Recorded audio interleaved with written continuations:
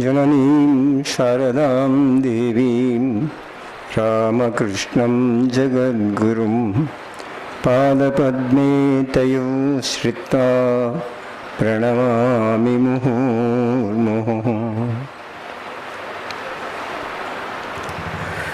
అందరికీ శుభోదయం.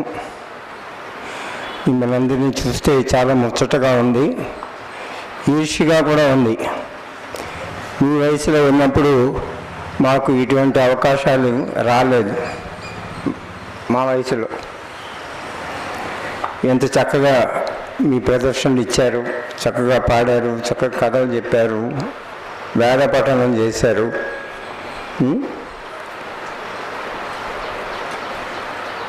మనందరిని చూస్తే చాలా ముచ్చటగా ఉంది. పొద్దున్నే లేచి తయారై తెల్లటి బట్టలు వేసుకొని ఉత్సాహంగా మీరు రావడం చూసి నాకు బాగా ఆనందం కలిగింది. ఒకరోజు కాదు, 2 రోజులు కాదు, నెల రోజులు ఇలా వస్తూ మీరు ఇక్కడ ఎన్నో విషయాలు నేర్చుకున్నారు, మీ జీవితానికి ఉపయోగపడేవి.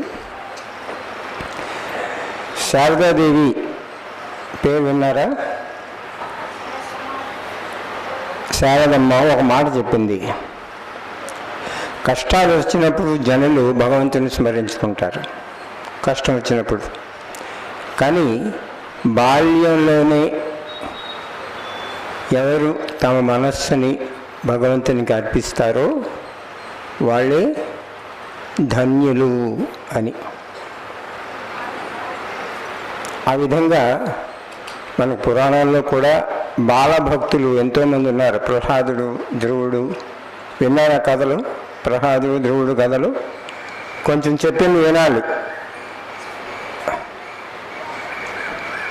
దిక్కులు చూడొద్దు. మళ్ళీ మిమ్మల్ని అడుగుతాను, ప్రశ్నలు అడుగుతాను. నేను చెప్పిన కథలు మీరు జ్ఞాపకం ఉంచుకుని రాసి ఇవ్వాలి. తర్వాత వాటికి ప్రైజ్ కూడా ఉంటుంది. నేను చెప్పిన ఈ మాటలు చాలా జాగ్రత్తగా వినండి, వినకపోతే రాయలేరు. మరి వింటారా? ప్రహ్లాదుడు, ధ్రువుడు, నచికేతుడు వీళ్ళందరూ మీలాగే చిన్న పిల్లలు. వాళ్ళని ఇప్పటికి కూడా ఎన్నో వేల సంవత్సరాలు అయినప్పుడు కూడా అందరూ జ్ఞాపకం పెట్టుకుంటారు. ఎందుకు మీరందరూ ధన్యులు అంటే, చిన్న వయసులోనే మీకు మంచి సంస్కారాలు రావాలని, మంచి విషయాలు మీకు నేర్పి సంస్కారవంతులైనటువంటి మనుషులుగా మిమ్మల్ని తయారు చేయాలనే ఉద్దేశంతో ఈ యొక్క శిబిరాన్ని నిర్వర్తిస్తున్నారు గత 20 సంవత్సరాలుగా. బాల్యంలోనే ఎందుకు మీకు సంస్కారం ఇవ్వాలి, మంచి విషయాలు చెప్పాలి అంటే, పరమహంస రామకృష్ణ పరమహంస గారు ఒక విషయం చెప్తారు. మీరందరూ ఇటుకలు చూసారా? ఇటుకలు, హలో, ఎక్కడో వింటున్నాడు. ఇటుకలు చూసారా?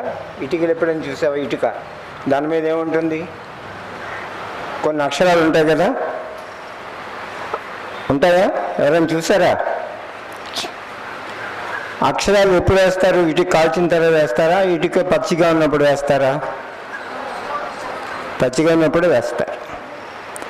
కాల్చిన తర్వాత వేయడం కుదరదు. అలాగే లేత వయస్సులో, లేత మనస్సులో నాటబడినటువంటి మంచి విత్తనాలు మంచి ఫలితాలను ఇస్తుంది. అందుకని బాల్యావస్థలోనే మీకు మంచి విషయాలు, మంచి పుస్తకాలు, మంచి భావాలు మీకు అందజేయడానికి ఈ శిబిరాలను నిర్వర్తించడం జరుగుతూ ఉన్నది. అది శిబిరం యొక్క ముఖ్య ఉద్దేశం.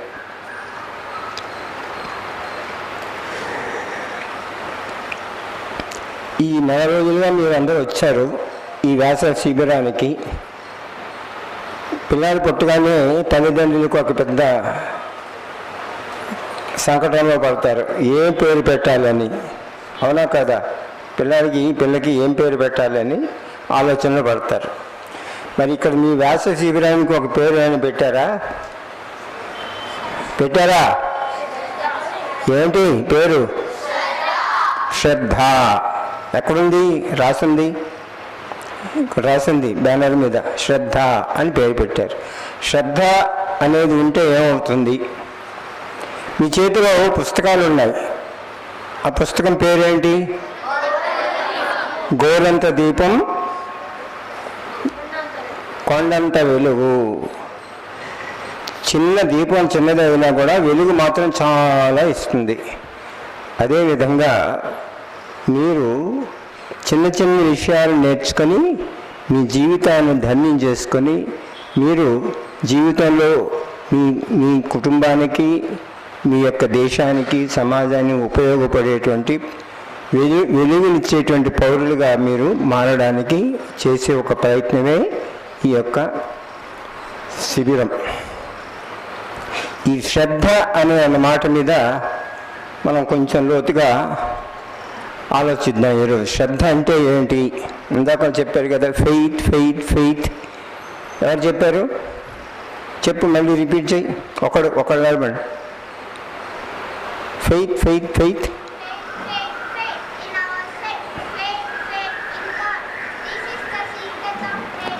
This is the secret of greatness. ఏంటి ఫెయిత్ అంటే? తెలుగులో ఏమంటారు ఫెయిత్ని? విశ్వాసము. విశ్వాసం నీలోను భగవంతుడిలోను. నీలోని భగవంతుడిలో విశ్వాసం ఉంటే సరిపోదు, నీలో నీకు విశ్వాసం ఉండాలి. ఇది స్వామి వివేకానంద చెప్పినటువంటి నవీన సూత్రం. నీలో నీకు విశ్వాసం ఉండాలి, భగవంతుడిలో విశ్వాసం ఉండాలి. దానిని నువ్వు ఆచరణలో పెట్టాలి. అప్పుడే నువ్వు జీవితంలో గొప్ప ధన్యుడిగా, గొప్ప విజేతగా మారుతావు. వింటున్నారా? పుస్తకాలన్నీ పక్కన పెట్టేయండి. చేతులు ఫ్రీగా ఉండాలి.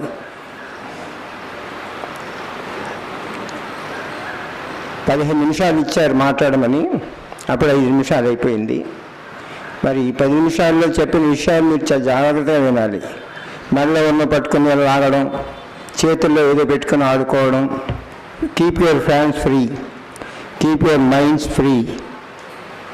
చక్కగా కూర్చోండి, నిటారుగా శ్రద్ధగా వినండి. నేను చెప్పిన ఈ కథలు చాలా ముఖ్యమైనటువంటివి. శ్రద్ధ అనేటువంటి మాట మన శాస్త్రాల్లో అనాది కాలం నుంచి వస్తుంది. శ్రద్ధ అనే మాటకి వేదాంతంలో, శాస్త్రంలో ఏం చెప్తారంటే, గురు శాస్త్రవాక్యేషు విశ్వాస శ్రద్ధ అని ఒక మాట.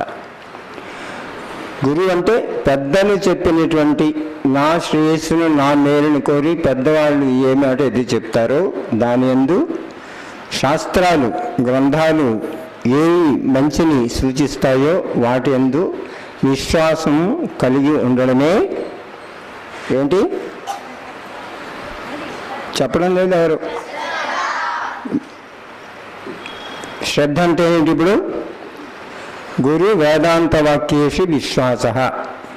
గురువు చెప్పినటువంటి మాటలు, శాస్త్రం చెప్పినటువంటి మాటలు ఎందు పరిపూర్ణమైన విశ్వాసం కలిగి ఉండడమే శ్రద్ధ అవుతుంది. శ్రద్ధ, ఈ శ్రద్ధ అనే మాటకు ఉపనిషత్తుల్లో మనకు వచ్చింది, భగవద్గీతలో వచ్చింది. భగవద్గీత చదివారు కదా మీరు. శ్రద్ధావాన్ లభతే జ్ఞానం అని ఒక మాట ఉంది. శ్రద్ధావంతుడు జ్ఞానాన్ని పొందడానికి అర్హుడు. శ్రద్ధ ఉన్న వాళ్ళకి అన్నీ లభిస్తాయి. శ్రద్ధ కలిగి ఉంటే అన్నీ లభిస్తాయి. శ్రద్ధ అంటే ఏమిటి? ఉపనిషత్తులో ఒక మాట ఉంది, దాని తర్వాత చెప్తాను.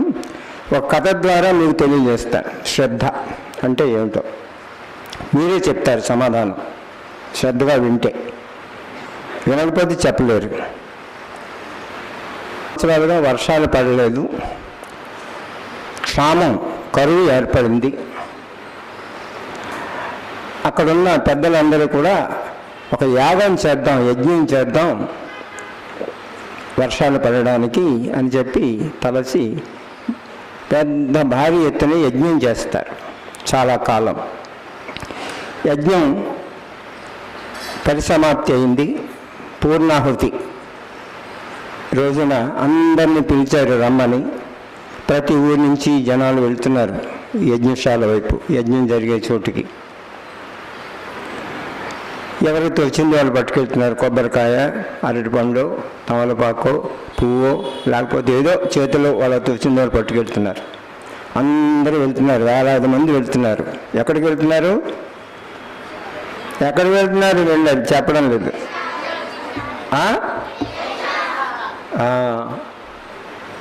వెళ్తున్నారా?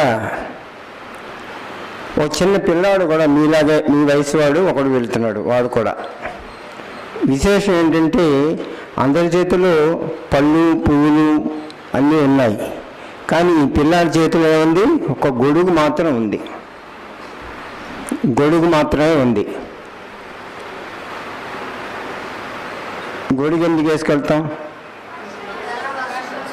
వర్షం పడితే తడవకుండా ఉండడానికి గొడుగుని వాడతాం. అవునా? యజ్ఞం దేనికోసం చేస్తున్నారు? వర్షం పడాలనే కదా యజ్ఞం చేస్తున్నారు చాలామంది. వర్షం కోసం యజ్ఞం చేస్తున్నప్పుడు కూడా వర్షం పడుతుందనే విశ్వాసం ఎవరిలో ఉంది? గొడుగు ఎవరు తీసుకెళ్ళాడు? ఆ కుర్రవాళ్ళలోనే ఉంది, మిగతా వాళ్ళు లేదు. విశ్వాసం ఉంటే గొడుగు అందరూ తీసుకెళ్ళేవారు కదా. వర్షం కావాలని కోరుకున్నారు, కానీ వర్షం పడుతుందని నమ్మలేదు. వర్షం పడుతుంది నమ్మని వాడు ఒకడున్నాడు, వాడు పిల్లవాడు గొడుగు తీసుకొని వెళ్ళాడు. ఇది నమ్మకం, ఇది విశ్వాసం, ఇది శ్రద్ధ. ఇంత శ్రద్ధతో పూజ చేసాం, యజ్ఞం చేసాం కనుక మనం వర్షం తప్పకుండా పడుతుంది కనుక గొడుగు తీసుకొని వెళ్ళాలి అనేటువంటి ఒక విశ్వాసం ఆ కుర్రవాళ్ళలోనే కలిగింది. ఇది శ్రద్ధ, విశ్వాసం అంటే. మనలోనే భగవంతుడు ఉన్నాడు, అందరిలోనే భగవంతుడు ఉన్నాడు. అందరం వింటాం, కానీ ఎందుకు చూడలేం మనలో ఉన్నప్పటికి కూడా? రామాయణంలో తులసీదాసు ఒక మాట చెబుతారు, భవాని శంకరం వందే శ్రద్ధా విశ్వాస రూపిణవు యాభ్యాం వినా నపశ్యంతి సిద్ధా స్వాంతస్థమీశ్వరం. ప్రతి వాళ్ళలో భగవంతుడు ఉన్నప్పటికీ కూడా భగవంతుని మనం చూడలేకపోతున్నాం. కారణం ఏంటి? శ్రద్ధా విశ్వాసాలు మనలో లేకపోవడం వలన. శ్రద్ధా విశ్వాసం ఉన్నట్లయితే మనలో ఉండే భగవంతుణ్ణి, అందరిలో ఉండే భగవంతుణ్ణి మనం చూస్తాం. అదే నిజమైన పూజ. పూజలు దేవుళ్ళకి పూజ చేస్తాం, కానీ పరమ పూజ, గొప్ప పూజ ఏంటంటే అందరిలో భగవంతుడు ఉన్నాడు, ఆ భగవంతుని ఆరాధించడమే నిజమైన పూజ అని మన శాస్త్రాలు చెప్పాయి. కనుక ఒకసారి ఒక భక్తుడు కాశీ వెళ్ళాడు. కాశీ వెళ్ళి గంగాజలం తీసుకున్నాడు, కావుడిలో కట్టుకొని మోసుకొస్తున్నాడు. ఎక్కడికి? రామేశ్వరంలో ఉండే శివుడికి అభిషేకం చేయడానికి. ఆ రోజుల్లో ట్రైన్లు, బస్సులు ఏమీ లేవు, నడిచే వెళ్ళాలి. వచ్చినప్పుడు త్రోవల్లో ఒక చోట అక్కడ కూడా వర్షాలు పడకుండా చాలా కరువు ఏర్పడింది. తన ఎదురుగుండా ఒక గాడిద చావు బ్రతుకుల్లో ఉంది. నీరు కావాలి, నీరు పోస్తే అది బ్రతుకుతుంది. ఇతని దగ్గర నీరు ఉందా లేదా? గంగాజలం తీసుకెళ్తున్నాడు కదా. గంగాజలం దేనికోసం తీసుకెళ్తున్నాడు? రామేశ్వరంలో అభిషేకం చేయడానికి శివుడికి. ఇక్కడ గాడిద చావు బ్రతుకుల్లో ఉంది. అందుచేత ఆ భక్తుడు ఏం చేస్తాడంటే ఇదే భగవంతుని యొక్క స్వరూపం, శివుని స్వరూపం అని చెప్పి తన దగ్గర ఉన్నటువంటి గంగాజలాన్ని ఆ గాడిదకి చేత తాగిస్తాడు. గాడిద బ్రతుకుతుంది. రామేశ్వరంలో ఉండే శివుడికి చేయవలసిన పూజ ఎవరికి చేశాడు? ఆ గాడిదలో ఉండేటువంటి ఆ శివునికి పూజ చేశాడు. ఇది పరమ పూజ, మన శాస్త్రాలు చెప్పినటువంటి సారం. అందుచేత భూతదయ, జీవదయ ఇవన్నీ వస్తాయి. ఈ శ్రద్ధ అనేది ఉన్నట్లయితే మనలో నానా రకాలైనటువంటి విలువలు, గోరింత దీపం కొండంత వెలుగు అన్నారు కదా. శ్రద్ధ అనేది మన మనసులో ఉన్నట్లయితే శ్రద్ధావివేశ నచికేతుడి జీవితంలో కఠోపనిష్టలు వస్తుంది. శ్రద్ధ అతనిలో ఉదయించింది. శ్రద్ధ అనేది బయట ఉండదు, డబ్బులు ఇచ్చి కొనుక్కునేది కాదు. శ్రద్ధ అనేది మన మనస్సులో రావాలి. ఎప్పుడు వచ్చింది శ్రద్ధ? యాగం చేశాడు తండ్రి, యాగం అయిన తర్వాత దానం చేయాలి. దానాల కోసం బహుమతులు తీసుకెళ్తున్నారు దానం చేయడానికి. అది చూసి ఈ కుమారుడైనటువంటి నచికేతుడిలో శ్రద్ధ ప్రవేశించింది. శ్రద్ధ ప్రవేశిస్తే ఏమవుతుంది, ఏమిటి మా నాన్న ఇటువంటి బహుమానాలు ఇస్తున్నాడు, యజ్ఞం చేసి సద్గతులు రావాలని కోరుకుంటారు, ఇటువంటి దానాలు చేస్తే సద్గతి కాదు కదా, దుర్గతి వస్తుంది, నరక ప్రాప్తి కలుగుతుంది. ఆనందానామతే లోకా, ఆనందాన్ని ఇచ్చేటువంటి లోకాలకు బదులు ఆనందం లేనిటువంటి దుఃఖమైనటువంటి నరకానికి వెళ్ళేటువంటి ఒక మార్గం ఉంది. అంచేత మా తండ్రిని అటువంటి పరిస్థితి నుంచి రక్షించాలి. ఎటువంటివి, గోవులు ఇస్తున్నాడు, ఆవులు తీసుకెళ్తున్నారు లైన్గా దానం చేయడానికి. ఉపనిషత్తులో వర్ణిస్తారు. అవన్నీ వర్ణించడానికి ఇప్పుడు సమయంలో పీయోదక జగ్ధతృణ నిరేంద్రియా అని ఉంటాయి. అంటే అవి నీళ్ళు తాగేస్తాయి. ఆవు అంటే నీళ్ళు ఇంకా తాగే శక్తి లేదు వాటికి, గడ్డి తినేసాయి. గడ్డి తినే శక్తి లేదు, ఇంకా ఇంద్రియాలన్నీ సృష్టించిపోయాయి. పాలుగో దగ్ధతృణాహ దగ్ధదోహాహ అంటే పాలన్నీ పితికేశారు, ఇంకా పాలుగో. అటువంటి ఆవుల్ని దానం చేయడానికి తీసుకెళ్తున్నాడు. మా నాన్నకి ఇటువంటి దుర్గతి పట్టకూడదని చెప్పి అతనిలో శ్రద్ధ ఉండడం వల్ల ఆ నచికేతుడు తన తండ్రిని రక్షించడానికి ఒక పన్నాగం పన్నుతాడు. అది ఆ కథ. కఠోపనిషత్తు మీరు పెద్ద అయిన తర్వాత చదవచ్చు, ఇంకా విషయాలు ఎన్నో ఉంటాయి. సో ముఖ్యంగా శ్రద్ధ అనేది మనలో ప్రవేశిస్తే ఆ శ్రద్ధ మీలో ప్రవేశింపజేయడానికి ఇటువంటి ఒక అవకాశాన్ని మనం కల్పించుకున్నాం. వ్యాస శిబిరం ఇళ్లలో చెప్పేవారు పూర్వకాలంలో, ఇప్పుడు ఆ పరిస్థితులు లేవు. అందుచేత ఇటువంటి ఒక శిబిరం ఏర్పాటు చేసి ఎక్కువ మందిని పిలిచి వాళ్ళకి ఏవో కొన్ని మంచి విషయాలు చెప్పి మీలో శ్రద్ధను జాగృతం చేయడానికి, మీలో శ్రద్ధను ఉద్భవింపజేయడానికి చేసే చిరు ప్రయత్నమే ఈ యొక్క శిబిరం యొక్క ముఖ్య ఉద్దేశం. శ్రద్ధ అనేది కలిగితే మీలో ఏమవుతుంది, ఉత్సాహం వస్తుంది,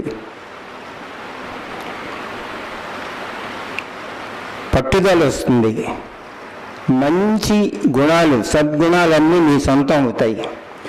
సత్యసంధత, సరళత్వం, రుజు ప్రవర్తనం, ఇటువంటివన్నీ కూడా సద్గుణాలన్నీ మీ సొంతం అవుతాయి. అందుకని శ్రద్ధ అనేది మీరు అలవర్చుకున్నట్లయితే, అది పెంపొందించుకున్నట్లయితే, మనం ఏ పని చేస్తే మనకు ఉన్నది కలుగుతుందో, మేలు కలుగుతుందో ఆ పని చేయడానికి కావాల్సినటువంటి శక్తి మనకు లభిస్తుంది. అరటి తొక్క తోల పడింది, ఏం చేస్తారు? అరటి తొక్క మీరు కాలు వేస్తారా? మీరు వేస్తారా? నోరు ఎప్పడం లేదు, వేయరు. వేస్తే ఏమవుతుంది? జారిపోతారు. అలాగే ఈ పని చేస్తే, ఈ పుస్తకం చదివితే, లేకపోతే వీటి వల్ల నేను ఆపదల పాలవుతాను, చెడు మార్గంలో దిగజారిపోతాను, అందుచేత ఆ పని చెయ్యను అనేటువంటి ఒక సంకల్ప బలం మీలో కలుగుతుంది. ఎప్పుడు శ్రద్ధ అనేది మీరు అలవరుచుకున్నట్లయితే. అరటిపండు తొక్క ఎదురుగా ఉన్నా కూడా పడిపోతామని తెలిసినప్పుడు కూడా దాని మీద కాలు వేసి పడిపోతూ ఉంటాం, జారిపోతూ ఉంటాం. కారణం ఏంటి? మనలో ఆ పట్టుదల, దీక్ష, మంచిని చెయ్యాలి, నేను దిగజారకూడదు, నేను నానాటికి మంచివాడిగా ఒక మంచి వ్యక్తిగా ఎదగాలి అనేటువంటి భావం మనలో దృఢంగా ఉన్నప్పుడు చెడు పనులు, చెడు దృశ్యాలు, చెడు ఆలోచనలు చేయం. దానివల్ల మనకి చాలా రక్షణ కలుగుతుంది. చివరిగా మీరు పాలలో మీగడ పేరు విన్నారా? యూల్బిది పాలలో మీగడ ఎక్కడ ఉంటుంది? మీగడ పాలలోనా, పాల మీద? క్రీమ్ అనేది ఎప్పుడు పైకి తేలుతుంది. అలాగే సమాజంలో మీరు ఒక ఉన్నతమైన వ్యక్తులుగా ఎదుగుతారు. ఎప్పుడు?